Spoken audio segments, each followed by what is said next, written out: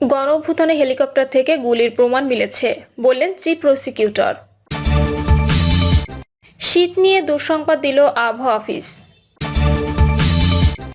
নিরপেক্ষ সরকার ছাড়া সব সংস্কার সম্ভব নয়, বললেন জামায়াত আমির।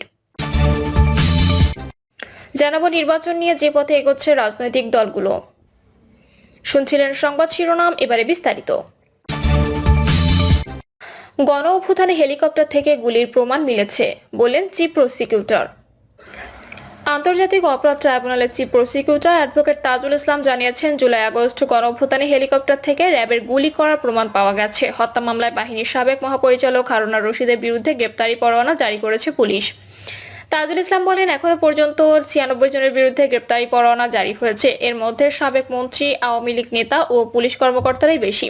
এদিকে আন্দোলন চলাকালে আশুলিয়ায় 6 জনের মর্ধ পোড়ানোর মামলায় 2 সাবেক পুলিশ সদস্যকে আন্তর্জাতিক অপরাধ ট্রাইব্যুনালে হাজির করা হয়েছে। তারা হলেন এসআই আব্দুল মালেক ও কনস্টেবল মুকুল চৌকদার। গুলি করে হত্যার পর লাশ পুড়িয়ে ফেলার ঘটনায় সরাসরি সম্পৃক্ত থাকার অভিযোগ রয়েছে তাদের বিরুদ্ধে। এর আগে আশুলিয়ায় 6 জনের লাশ পোড়ানোর মামলায় সাবেক সংসদ সদস্য সাইফুল ইসলাম ও 4 পুলিশ কর্মকর্তার বিরুদ্ধে গ্রেপ্তারি পরোয়ানা জারি করে ট্রাইব্যুনাল। শীত নিয়ে দুঃসংবাদ দিল আবহাওয়া অফিস। সারা দেশের অনেক জায়গায় জেঁকে বসেছে শীত। রাজধানীতেও শীতের অনুভূতি কিছুটা বেড়েছে। ঘন কুয়াশার সঙ্গে হিম বাতাস যোগ হওয়ায় শীতের মাত্রা অনেকটা বেড়েছে। এমন অবস্থার মধ্যে শীতে নিয়ে দুঃসংবাদ দিয়েছে আবহাওয়া অফিস। রাতে দেওয়া আবহাওয়া বার্তায় জানানো হয়েছে, সারা দেশে আগামী 3 দিন ও রাতে তাপমাত্রা কমবে, তবে আগামী 5 দিনের প্রথম থেকে তাপমাত্রা আবারও বাড়বে বলে জানিয়েছে সংস্থাটি। এতে বলা হয়, আগামী 24 ঘন্টায় অস্থায়ীভাবে আংশিক মেঘলা আকাশ সহ সারা দেশের আবহাওয়া শুষ্ক থাকতে পারে। মধ্যরাত থেকে সকাল পর্যন্ত সারা দেশে হালকা থেকে মাঝারি ধরনের কুয়াশা পড়তে পারে। সেই সঙ্গে দিনাজপুর ও পঞ্চগড়ের উপর দিয়ে বয়ে যাওয়া মৃদু শৈত্যপ্রবাহ আবহাওয়া থাকতে পারে ও বিস্তার লাভ করতে পারে। এছাড়া দেশের দক্ষিণাঞ্চলের কোথাও কোথাও রাতে তাপমাত্রা 1 থেকে 2 ডিগ্রি সেলসিয়াস হ্রাস পেতে পারে এবং তা অন্যত্র সামান্য হ্রাস পেতে পারে। সারা দেশে দিনের তাপমাত্রা প্রায় অপরিবর্তিত থাকতে পারে। সন্ধ্যা 6টা থেকে পরবর্তী 24 ঘন্টা অস্থায়ীভাবে আংশিক মেঘলা আকাশ সহ সারা দেশের আবহাওয়া শুষ্ক থাকতে পারে। তবে শেষ রাত থেকে সকাল পর্যন্ত সারা দেশে হালকা থেকে মাঝারি ধরনের কুয়াশা পড়তে পারে। সে সঙ্গে সারা দেশে রাত এবং দিনের তাপমাত্রা সামান্য কমতে পারে।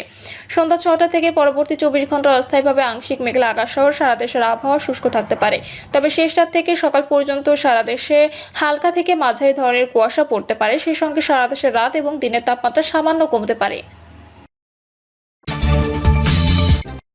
নিরপেক্ষ সরকার ছাড়া সব সংস্কার সম্ভব নয়, বললেন জামায়াত আমির। নিরপেক্ষ সরকার ছাড়া সব সংস্কার সম্ভব নয় মন্তব্য করে যতটুকু প্রয়োজন ততটুকু সময় নিয়ে অন্তর্বর্তী সরকারকে প্রয়োজনীয় সংস্কারের আহ্বান জানিয়েছেন বাংলাদেশ জামায়াতে ইসলামীর আমির ডক্টর শফিকুর রহমান। তিনি বলেন, বিগত স্বৈরাচার উন্নয়নের নামে দেশবাসীকে অন্ধকারে রেখেছিল। রডের বদলে বাঁশ এবং সিমেন্টের পরিবর্তে ছাই ব্যবহার করে তারা উন্নয়ন কাজ চালিয়েছে। জামায়াতের আমির বলেন, যারা কথায় কথায় আমাদের জন্য দেশে চলে যান বলতো, তারাই এখন দেশের বাইরে। দেশে প্রতিটি খুন, চাঁদাবাজি, লুটপাট, ঘুষের বিচার হতে হবে। যারা আন্দোলন সংগ্রাম করে আমাদের শান্তি ও মুক্তির স্বাদ দিয়েছে, তাদের প্রতি আমরা কৃতজ্ঞ। আমরা এমন কোনো কথা বা আচরণ করব না যাতে করে আমাদের সন্তানদের কষ্ট হয়। তাদের সেন্টিমেন্ট বুঝতে হবে। জামায়াত ক্ষমতায় গেলে নারীরা আর বাড়ি থেকে বের হতে পারবে না। আওয়ামী লীগের এমন অপপ্রচারের জবাবে ডক্টর শফিকুর রহমান বলেন, আজ দেখেন এই সমাজে এক পাশে পুরুষ আর এক পাশে হাজার হাজার নারী।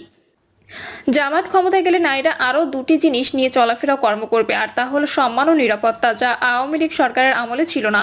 দলে দিনাজপুর জেলা শাখার আমির অধ্যক্ষ আনিসুর রহমানের সভাপতিত্বে বক্তব্য দেন কেন্দ্রীয় কমিটির সহকারী সেক্রেটারি জেনারেল মাওলানা আব্দুল হামিদ। নির্বাচন নিয়ে যে পথে এগোচ্ছে রাজনৈতিক দলগুলো। অন্তর্বর্তী সরকারের পক্ষ থেকে জাতীয় নির্বাচন নিয়ে এখনো পর্যন্ত কোনো রোডম্যাপ প্রকাশ হয়নি। তবে এরই মধ্যে আগামী ত্রয়োদশ জাতীয় সংসদ নির্বাচনে নিয়ে দৃশ্যমান ঐক্যের প্রক্রিয়া শুরু করেছে রাজনৈতিক দলগুলো। সম্ভাব্য এই প্রক্রিয়া নির্বাচন পর্যন্ত কোন পর্যায়ে যায় তা নিয়ে প্রশ্ন রয়েছে বিএনপি সহ বিভিন্ন রাজনৈতিক নেতাদের। বিএনপি ও দলটির সঙ্গে যুগপৎ আন্দোলনে যুক্ত ছিল এমন রাজনৈতিক দলগুলোর একাধিক নেতার সঙ্গে আলাপকালে জানা গেছে, রাজনীতিতে বর্তমানে যে বাস্তবতা চলছে তা একই রকম থাকলে নির্বাচন পর্যন্ত চলমান পরিস্থিতি বহাল থাকতে পারে। এক্ষেত্রে জামায়াত ইসলামী ইসলামী আন্দোলন ও বামধারার কিছু দল জোটগত নির্বাচনের বিষয়ে আলোচনা শুরু করলেও আসন বন্টনকে কেন্দ্র করে আসন নির্বাচনী মেরুকরণ সৃষ্টি হবে, যে কারণে বিএনপি সমমনা দলগুলোর সঙ্গে আলোচনা করলেও শেষ পর্যন্ত তা জোট পর্যন্ত গড়াবে কিনা এ নিয়ে প্রশ্ন রয়েছে।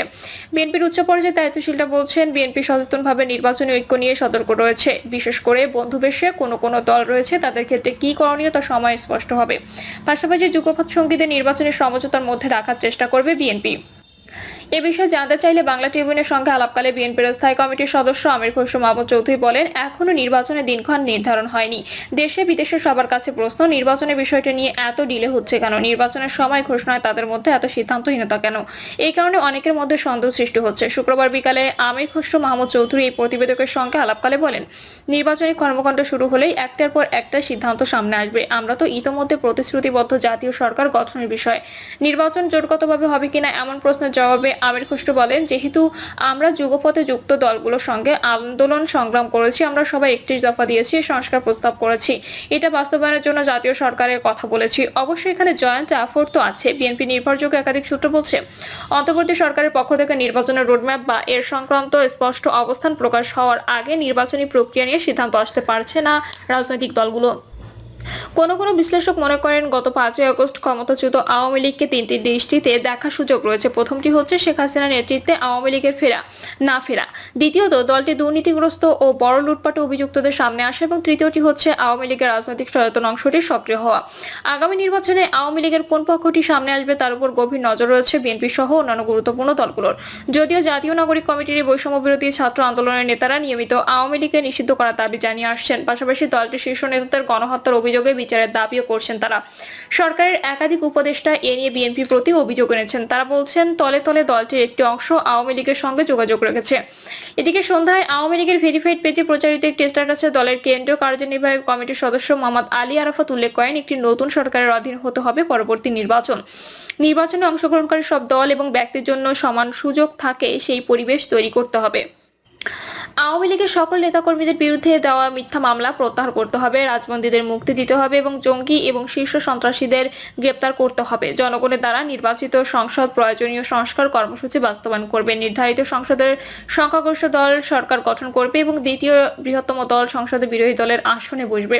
আওয়ামী লীগ নেতা আলী আরাফাত এও উল্লেখ করেন, একই সঙ্গে জুলাইয়ের 16 তারিখ থেকে আগস্টের 5 তারিখ পর্যন্ত এবং পরবর্তী সময়ে পুলিশ সহ যত হতাহত হয়েছে সব ঘটনার বিচার চলমান রাখতে হবে। তদন্ত ও বিচার প্রক্রিয়ার মাধ্যমে যেই দোষী প্রমাণিত হবে তার শাস্তি নিশ্চিত করতে হবে। এ বিষয়ে জানতে চেয়ে অন্তর্বর্তী সরকারের গঠিত একাধিক কমিশনের প্রধান স্বপরিচয়ে উদ্ধৃত হতে রাজি হননি। তবে কোনো কমিশন সদস্য মনে করেন, আওয়ামী লীগকে নির্বাচনের বাইরে রাখলে অংশগ্রহণমূলক নির্বাচনের জন্য বিগত 16 বছর ধরে যে রাজনৈতিক বিরোধিতা আন্দোলন করেছে তার ফলাফল তাহলে কি? এক্ষেত্রে ফ্যাসিস্ট সরকারকে সরাতে জুলাই আগস্ট আন্দোলন ছাত্র জনতা ও রাজনৈতিক কর্মীদের মৃত্যুর পরও সহিংসতার আশঙ্কা জাগিয়ে রাখবে। প্রিয় দর্শক, এই ছিল এখনকার সর্বশেষ সংবাদ। আপডেট সব সংবাদ পেতে চ্যানেলটি সাবস্ক্রাইব করে বেল আইকনটি ক্লিক করে রাখুন।